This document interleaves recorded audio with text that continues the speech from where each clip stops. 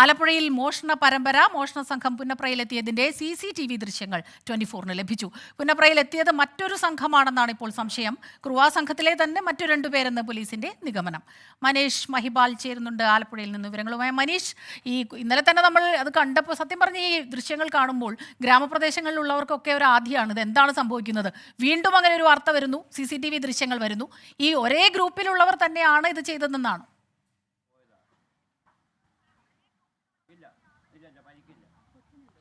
സ്മിത, ഇവിടെ നഗര ഗ്രാമ വ്യത്യാസമില്ലാതെയാണ് കുറുവാ സംഘം എന്ന് സംശയിക്കുന്ന ഒരു തരം രീതിയിൽ മാത്രം ഈ റോബറി നടത്തുന്ന സംഘം നിലവിൽ ആലപ്പുഴയിൽ പല സ്ഥലങ്ങളിലും മോഷണം നടത്തുന്നത്. ഇത് മനോഹരൻ്റെ വീടാണ്. ഇന്ന് പുലർച്ചെ 12:30-ക്കാണ് മനോഹരൻ്റെ വീട്ടിൽ മോഷണം നടന്നത്.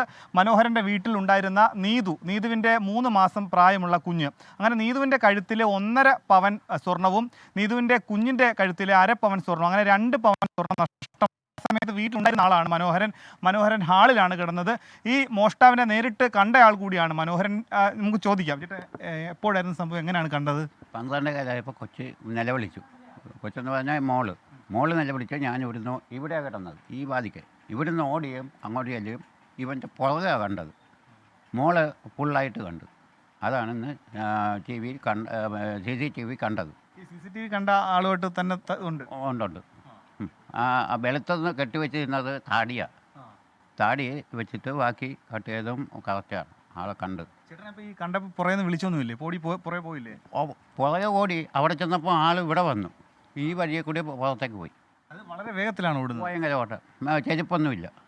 ഓടി അങ്ങ് പോവുകയും അവിടുന്ന് കിഴക്കോട്ട് പോയി. നേരെ കിഴക്കോട്ട് പോയി നേരെ അങ്ങ് പോവുകയാണ് ചെയ്തത്. അങ്ങോട്ട് അങ്ങോട്ട് പോയത്. ഇവിടെ ഞാനും മാത്രമല്ലേ ഉള്ളൂ. വാച്ചായി വിജയ പെണ്ണുങ്ങൾ ഞങ്ങളെല്ലാം കൂടി.